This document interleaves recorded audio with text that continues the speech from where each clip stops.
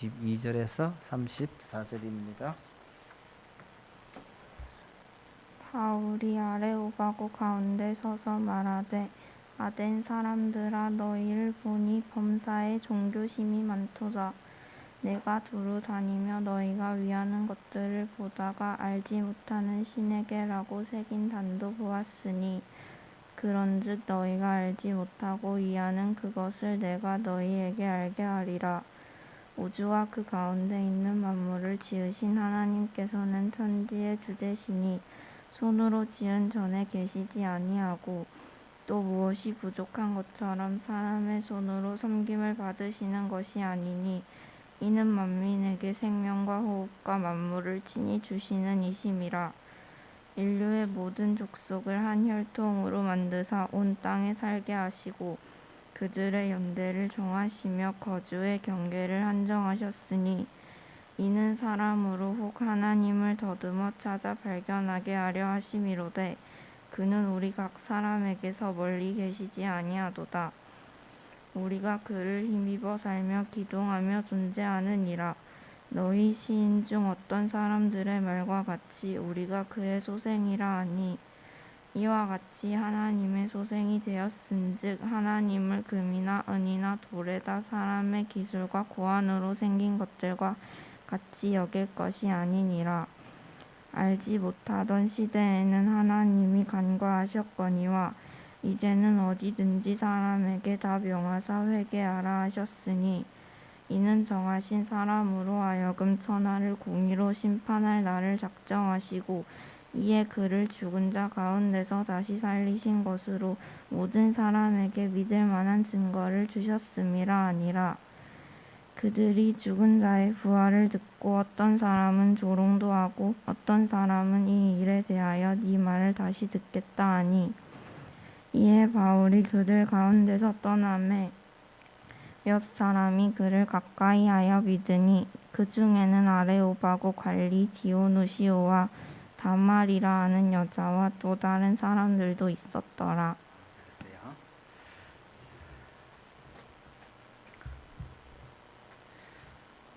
사람들은 그 일의 결과만 보고 성공과 실패를 평가하는 경향이 좀 있죠. 오래전에 등장했다가 지금 어떻게 되어 있는지 잘 모르겠습니다만은 교사에 대한 성과급 제도를 도입하려고 할 때요, 전 이해하기가 좀 어려웠습니다. 교사가 하는 일 중에 평가할 수 있는 것도 있지만 진짜 중요한 역할, 인간을 인간답게 만들어가는 일은 이게 평가하는 게 쉽지가 않습니다. 학원 선생님들이야 단기간에 어떤 성적을 향상시킨다든가 업적을 평가할 수 있는지 모르지만 인간을 만든다라는 교사들의 성과를 평가하는 일은 어찌 보면 이게 거의 불가능에 가까워요. 인격적 감화를 통해서 심신이 건강한 제자를 키우는 이런 일은 교사의 가장 중요한 일이면서도요, 그 객관적인 평가는 시간이 많이 지난 후에 드러나는 경우가 많아요. 이런 측면을 제외하고 일정한 기간 동안 드러난 것만 가지고 교사를 평가한다면 참 진정한 사명을 지닌 교사는요, 설 자리가 별로 없을 것이다 라는 생각은 지금도, 학교를 그만둔 지가 꽤 오래됐습니다만 지금도 저는 그 생각은 변함이 없어요. 사람을 가르치는 일을 어떻게 점수로 환산하겠어요? 담임 맡아서 1년 동안 일했는데 그 기간 동안 나타난 결과만으로 교사를 평가하려고 하는 사람은요, 조금 무리한 표현일지 몰라도 교육에 대해서는 기본도 모르는 사람이라고 생각을 합니다. 좀 다른 얘기지만 비슷한 측면이 있어요. 외국에 수백 개의 교회를 세웠다고 자랑하는 성공한 기독인 사업가의 얘기를 들은 적이 있었습니다. 선교지에 교회가 아니라 교회 건물을 많이 지어 주었다는 뜻으로 이해가 되지만 참 어딘가 좀 씁쓸한 맛이 납니다. 교회가 건물을 가리키는 것이 아니고 또 그 교회를 잘 이끌어갈 목사가 없다면 교회 건물은 아무 소용이 없다는 점을 감안하면 차라리 그 비용으로 목사나 선교사를 키웠더라면 좋았을 텐데 라는 마음이 들더라고요. 여러분, 신학생 몇백 명에게 학비를 대 주었다는 것보다가 교회당을 몇백 개 세웠다는 것이 더 자랑스럽다면 이건 그다지 성경적이지 않습니다. 눈에 보이는 것으로 평가를 하거나 관심을 가지려고 하는 사람들에게는 건물을 짓는 것이 유리하죠. 하나님의 눈에도 그럴까를 생각해 봐야 한다는 뜻입니다. 여러분, 최선을 다해도 결과가 분명하게 잘 드러나지 않는 일들이 참 많아요. 교사에 대한 평가만 그런 게 아니고 목사를 평가하는 일도 사실은 마찬가지죠. 어떤 교회가 참된 교회인지를 평가하는 일도 마찬가지입니다. 그렇게 간단한 문제가 아니에요. 여러분, 바울만큼 위대한 사역자가 또 있을까요? 그런데 그분의 이 아덴 사역이, 아테네입니다만은 아직도 성경에 아돈으로 되어 있으니까 아덴이라는 표현을 쓰겠습니다. 그의 아덴 사역이 다른 곳과 비교해서 열매가 좀 적었다고, 실패였다고 말하는 사람들이 있더란 말입니다. 또 그 이유가 설교를 잘못했기 때문에 그렇다라는 거죠. 전 도저히 동의할 수 없습니다만은 그렇게 말하는 그 사람들의 생각이 어떻게 해서 그렇게 됐을까 오히려 궁금합니다. 본문의 배경을 한 번 더 말씀드리죠. 2차 전도 여행 중에 데살로니가와 베레아에서 유대인들의 극심한 반발에 부딪혀서 급하게 이동해 간 곳이 아덴이었습니다. 그곳까지 바울을 데려다 준 그 형제들이 떠난 이후에 바울은 홀로 복음을 전하다가 당시의 철학자들, 본인들뿐만 아니라 다른 사람들도 인정하는 당대의 최고 지성인들에게 복음을 전할 기회를 얻었던 겁니다. 로마가 그리스를 정복했지만 문화와 예술적인 측면에서 본다면 거꾸로 로마는 그리스의 정복을 당했다고 해도 과언이 아닙니다. 이렇게 철학과 예술의 본거지라고 할 수 있는 그 아덴에서 철학자들, 소위 최고의 지식인이라고 자부하는 자들에게 설교를 했으니 그 결과가 어떠했을까요? 이 철학자들이 별로 감동을 못 받은 모양입니다. 어떤 분은요, 바울의 설교가 복음에서 떠난 것이었다고 혹평을 하기도 합니다. 과연 그럴까를 한번 생각해 보십시다. 바울의 이 설교는 분명히 이전의 설교와는 다른 점이 있지만 그것은 이 대상이 달라졌기 때문이지 바울이 복음이 아닌 것을 전한 것은 아니란 말씀입니다. 바울이 이전에 만났던 사람들은 주로 하나님에 대해서는 잘 알지만 예수를 모르는 사람들이었습니다. 표현을 바꾸면요, 구약 성경을 잘 알아요. 그런데 구약의 그 하나님께서 이 땅에 메시아를 보냈다는 사실을 잘 모르는 사람들에게 바울은요, 예수 그리스도에 대해서 증거를 했죠. 이 아덴에서 만난 이 철학자들은 예수님에 대해서 모르는 것은 당연하고 구약의 하나님에 대해서도 전혀 모르는 사람들이에요. 그래서 바울은 그들이 모르고 있던 그 하나님에 대해서 설명을 먼저 시작했을 뿐입니다. 덧셈 뺄셈을 가르치기 전에 구구단부터 가르쳐야 하는 그런 상황인데 미분적분을 가르치지 않았다고 비난하는 것은 우습잖아요. 바울의 이 설교는 거의 대부분이 하나님에 대한 설명입니다. 굳이 교리책의 분류를 따라간다면 신론, 일론, 기록론의 순서로 설교를 했습니다. 신론 가는 게 하나님에 대한 이야기예요. 그 다음 등장하는 일론은요, 하나님께서 역사하신 그 대상인 인간이 어떤 존재인가를 설명하고 그 가운데서 예수 그리스도가 왜 필요했는지를 설명하는 것이 이 순서입니다. 기독교를 전혀 알지 못하는 사람들에게는 예수님을 가르치는 것보다가 이런 순서대로 가르치는 것이 옳습니다. 이전에 바울이 했던 설교와 핵심이 다르다고 해서 바울이 잘못한 것이 아니란 말씀입니다. 그 설교를 좀 더 구체적으로 한번 살펴보십시다. 바울이 아덴에서 발견한 알지 못하는 신이라는 이 신을 서론에 사용을 했습니다. 그들이 알지 못하는 하나님에 대해서 가르치려고 그들이 잘 알고 있었던 알지 못하는 신에게란 표현을 동원을 하는 건데요. 서론으로 쓰기에는 이보다 더 좋은 재료가 없었을 것 같아요. 참 지혜로운 서론이라 그렇게 생각이 됩니다. 그 알지 못하는 신을 끌어와서 진짜 알지 못하는 신에 대해서 설명을 시작합니다. 소위 신론에 대해서 시작을 하는 거죠. 하나님께서 세상을 더듬어 하나님을 발견할 수 있도록 만들어 두셨다고 시작을 합니다. 옛날이나 지금이나 자연현상을 깊이 살펴보면 하나님의 오묘하심을 알 수 있죠. 우리는 흔히 자연 만물이라고 하듯이 자연이란 말을 많이 씁니다. 자연, 스스로 된 것이라는 말입니다. 그럼 이걸 좋게 해석하면 사람이 손대지 아니한 것이라는 말이 되거든요. 사람이 손대지 아니했으니까 좋은 쪽으로 나아가면요, 사람이 아닌 누군가가 손을 댄 것을 인정하는 말이 될 수 있고, 그것은 창조주가 계시다라는 근거가 될 수도 있어요. 그런데 방향이 조금만 틀어지면요, 저절로 된 거라는 말이 됩니다.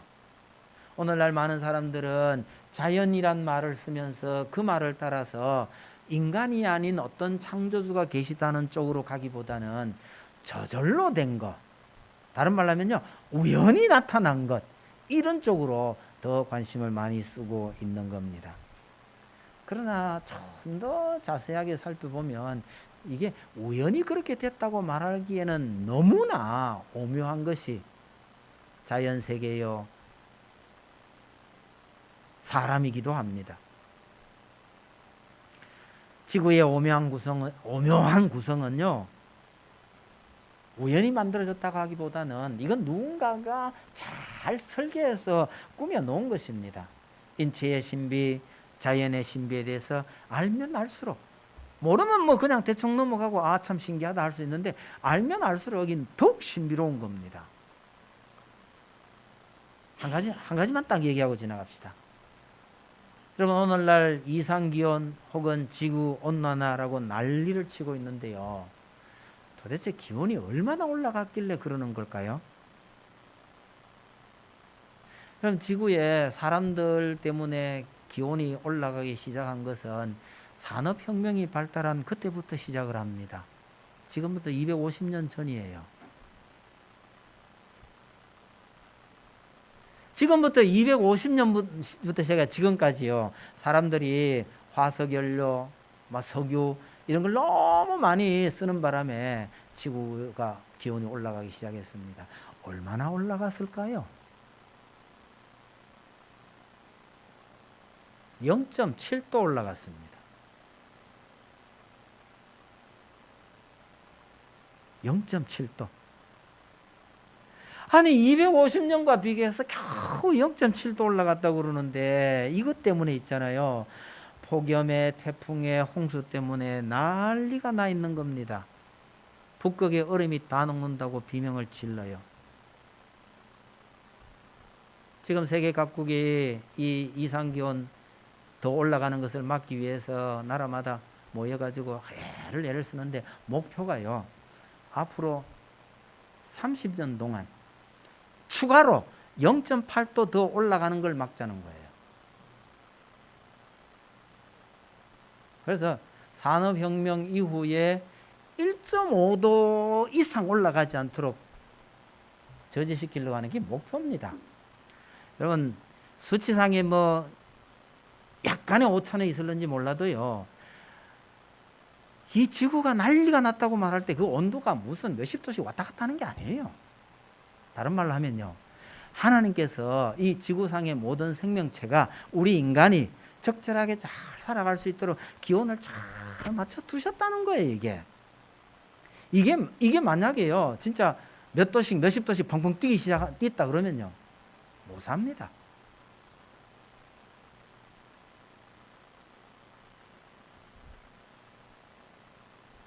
이런 문제가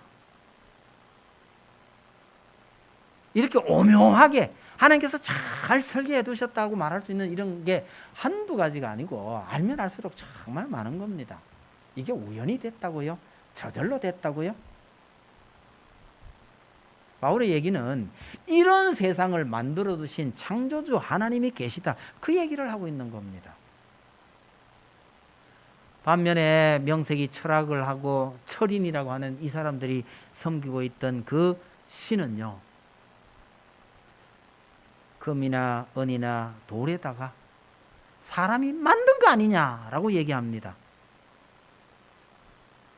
그들이 섬긴다고 하는 소위 신들은요, 하는 짓이 근본적으로 인간하고 똑같아요. 사람이 만들었으니까요. 그리스 로마의 신들은요, 참 인간이 하는 짓을 많이 닮았어요. 제가 보기에는요, 인간의 못된 점만 더 닮은 것 같아요. 이런 인조 신들을 신전에 모셔다 놓고 뭔가를 부지런히 갖다 바쳐야 하는 것이 이들이 섬기던 신을 섬기는 모습이었죠. 그러나 바울은 전혀 다른 신을 소개합니다.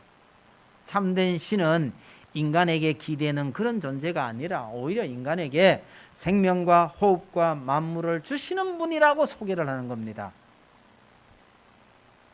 이 당대 철학자들이, 아니 그리스 사람들이 섬기고 있었던 그 신과는 전혀 다른 창조주 하나님을 설명하는 데 주안점을 뒀던 겁니다. 그런 창조주 하나님께서 누구에게요? 바로 인간을 상대로 인간이 어떤 존재인가를 설명하고 있는 겁니다. 여러분, 우리 인생은요, 바로 이런 하나님을 힘입어서 살고 있다고 설명을 하는 겁니다. 그런 의미에서 우리는 하나님의 소생이다. 그것도 여러분들 가운데 있는 시인이 그렇게 말하지 않았느냐라고 그 사람들의 시인의 말을 하나 인용을 했던 겁니다. 그러면서 마지막으로 기독론, 즉 예수 그리스도에 대해서 언급합니다. 바로 그런 하나님을 모를 때는 몰랐다 치더라도 지금은 하나님께서 한 사람을 보내주셨는데, 그분이 로마가, 유대인들이 그분을 죽였단 말이죠. 그러나 스스로 살아나셔서 자신이 하나님께서 보내신 자인 것을 스스로 증명했으니 그분을 믿으라고 말하는 겁니다. 그리고 그분이 천하를 공의로 심판하실 날이 있다고 선포하는 거죠. 아레오바고에서 행한 바울의 이 설교는 기독교의 핵심을 청중의 눈높이에 맞춘 참 멋진 설교라고 생각이 됩니다. 그런데 결과는 그다지 성공적이지 않았습니다. 청중들이 진지하게 진리를 구하기보다는 단순한 새로운 가르침에 호기심만 보이는 사람들이었거든요. 회심한 사람이 몇 명 안 되는 것이 바울이 예수의 죽음과 부활을 제대로 증거하지 못했기 때문이라고 하는 것은 이런 상황을 무시한 옳은 평가가 아닙니다. 전하는 사람도 중요하지만 듣는 사람의 태도도 아주 중요합니다. 들으려고 하지 않는 사람에게는요, 아무리 좋은 말을 해도 소용이 없어요. 열매가 적은 것이 그 사람들의 문제였지 바울의 문제가 아니었다는 것입니다. 바울의 이 설교에서 우리가 참 중요하게 새겨 들어야 할 것이 한 가지가 더 있습니다. 불신자들에게 복음을 전할 때요, 조심할 것이 참 많이 있지만 그 중에 한 가지는 우리의 언어로 접근하지 말고 그 사람들의 언어로 접근해야 한다는 것입니다. 가령 예를 들면 이런 겁니다. 모든 인간은 죄인이라고 말을 하면 우리는 그 말의 의미가 하나님의 법을 어겼다라는 뜻이잖아요. 그런데 일반적인 사람들은요, 우리 사회의 법을 어긴 것을 죄인이라고 생각합니다. 자기는 그런 법을 어긴 적이 없는데 이 예수 믿는 사람들이 자꾸 죄인입니다, 죄인입니다 그러니까 이 인정이 안 되는 거죠. 이럴 때 우리 인간은 무조건 죄인이라고 강변하기보다는요, 하나님이 어떤 분이신지 또 우리와 그 하나님의 관계가 어떠한 상태인지를 설명하고 난 다음에 그래서 우리는 하나님 앞에 죄인이라 라고 설명하는 것이 옳죠.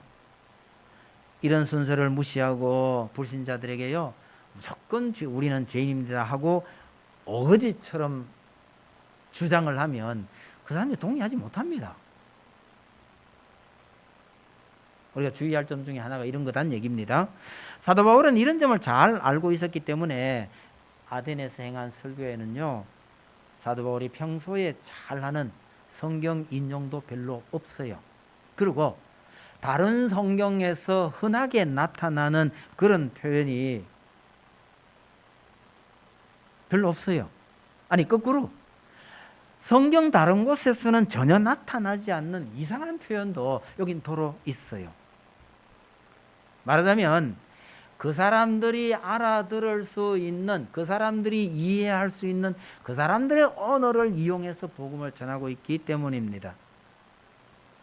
바울은 성경 구절을 한 번도 인용하지 않았고요, 여호와 하나님이나 예수 그리스도의 이름을 한 번도 꺼내지 않았습니다. 더구나 예수를 가리켜서 우리는 흔히 심판주, 재림주 이런 표현을 쓰는데 반해서 바울은 여기서요, 그냥 정하신 사람이라고만 합니다.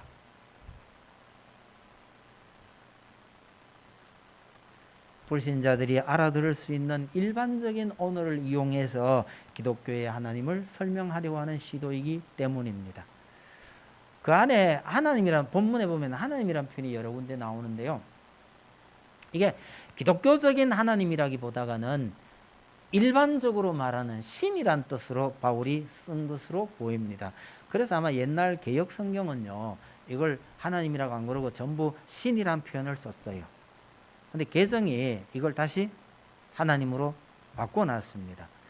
바울의 의도를 따른다고 할 것 같으면 기독교적인 하나님이라기보다는 어떤 일반적인 신의 개념으로 사용했던 데가 여러 군데 있는 것으로 보입니다.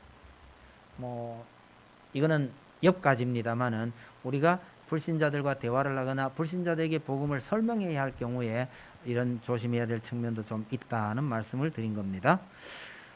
근데 여러분, 바울의 이 설교가 열매는 별로 없었지만 실패한 설교가 아니라고 말하는 중요한 이유는요, 성경이 사람을 평가할 때에 그가 남긴 업적을 보고 평가하지는 않기 때문입니다. 여러분, 예수님은 실패했을까요? 예수님께서 실패했다고 어떤 사이비가 그런 얘기를 하긴 했어요. 예수님께서 실패해서 다 하지 못한 그 임무를 내가 완수하려고 왔다, 이 소리 하려고요. 참 고약한 인간들이죠. 또 한편으로는요, 그 당시에 인간적인 욕심을 따라서 예수님을 따라 다녔던 사람들은 예수님께서 실패했다고 생각했을 수도 있을 것 같아요. 그러나 하나님의 뜻이 무엇인지를 아는 성도는요, 아무도 예수님께서 실패했다고 말하지 않습니다. 예수님은 그렇다 치고요, 그 옆에 있던 강도한 사람 있죠. 강도짓을 하다가 도대체 강도짓을 어떻게 했길래 십자가에 달려 죽게 됐는지는 잘 모르겠습니다만 그 순간에 예수를 믿고 회심한 강도는요, 여러분, 이게 실패한 인생인가요? 성공한 인생인가요? 그는 죽음의 마지막 순간에 예수님에게서 오늘 나와 함께 낙원에 있으리라는 약속의 말씀을 들었습니다.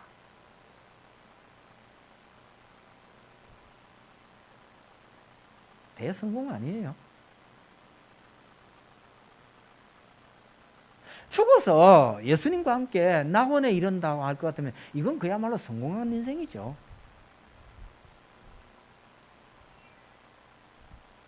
남북 이스라엘에 왕이 40명 정도 있었는데요. 선한 왕이 몇 명 있어요. 선하다고 평가를 받은 그 왕들의 이야기를 자세히 들여다보면요. 이 사람도 선한 왕에 들어가겠나 싶을 정도로 의아한 측면이 좀 보입니다. 몇 명 안 돼요, 그래도. 그런데 선하다, 악하다고 평가하는 기준은 하나님의 눈이었습니다. 하나님께서 보시기에 어떠했느냐라는 것이 선악의 평가의 기준이었더란 얘기입니다. 다른 말로 하면요, 얼마나 위대한 업적을 남겼느냐라는 것은 아무런 상관이 없습니다. 당대의 위대한 왕이었던 여로보암이나 오므리 예후는 나라를 위해서 많은 업적을 남겼으나 하나님께서 보시기에 악했다고 합니다. 그러면 실패한 왕이라는 얘기예요. 예수님의 말씀에 따르면 가장 성공한 사람은요, 천국에 들어간 어린아이 같은 자라고 할 수 있을 것 같습니다. 어린아이 같은 마음으로 예수님을 믿고 따르는 자가 진정으로 성공한 사람입니다. 여러분, 실패한 인생은 하나님을 떠난 자입니다. 하나님을 모르면요, 이 땅에서 아무리 많은 재물을 가졌고 아무리 많은 업적을 남겼다 해도 그건 실패한 인생이란 말입니다. 예수님을 믿고 하나님의 백성이 된 사람은 절대로 실패한 인생이 아닙니다. 무엇을 남기고 무엇을 얼마나 이루었느냐라는 것으로 판단할 일이 아니란 뜻입니다. 평생 아등바등 수고하고 아끼고 살았는데 남은 게 뭐가 있느냐, 이래서 슬픈 사람들이 좀 있는 것 같아요. 내 손에 남은 게 없다는 거예요. 여러분, 물려줄 재산이 없으면 실패한 인생인가요? 하나님께서 뭐라고 하실지를 살피는 것이 중요합니다. 대형 교회는 성공이고 자립도 못하는 작은 교회는 실패한 건가요? 하나님께서 뭐라고 하실지 생각해 봐야 합니다. 말씀을 매듭짓도록 하겠습니다. 그럼 바울은 아덴에서요, 자신이 할 수 있는 최선의 노력을 다 했습니다. 열매가 별로 없다고 해서 성경은 실패라고 말하지 않습니다. 그런데 감히 누가 바울의 아덴 사역을 실패였다고 말하느냐? 물론 신학자들 중에서 그러는 거죠. 그런 분들이 과연 신학자가 맞나, 이런 생각이 전 듭니다. 여러분, 우리 인생도 마찬가지입니다. 우리 각자의 그릇이 있고 그 그릇의 크기대로 살아갑니다. 금그릇은 금그릇대로, 토기는 토기대로 자신의 역할을 하면 되는 거죠. 하나님의 뜻을 기억하면서요. 그게 중요한 겁니다. 다른 사람과 비교할 필요 없죠. 내 손에 남아있는 게 뭔지 이거 보고 내 인생을 함부로 논하지 말아야 합니다. 하나님만 보고 간다면요, 성공한 인생입니다. 하나님께서 나를 통해서 뭐 그다지 큰 일을 이루실 수도 있지만 정말 작은 열매 하나쯤 남길 수도 있죠. 그게 내 그릇이라고 한다면 하나님을 믿고 그렇게 살아가는 그 사람이 성공한 인생이 되는 겁니다. 그냥 이 조그마한 나를 통해서 하나님께서 어떻게 역사하실지 기대하며 그런 대로 할 수 있는 최선의 노력을 다하고 사는 것이 우리 그리스도인의 성공적인 인생을 살아가는 비결입니다. 외국에 나가서 교회를 몇백 개 건설한, 또 수많은 사람들을 전도한 사람들, 부럽죠? 그거 말고도 이 땅에는 우리가 부러워할 만한 사람들이 너무너무 많아요. 그러나 진실하게 예수 믿는 우리가 가장 성공한 사람이란 사실을 잊지 마시고요. 힘들고 어려울 때라도 더 복된 삶을 살아가시기를 당부드립니다. 찬송 드립시다. 489장입니다.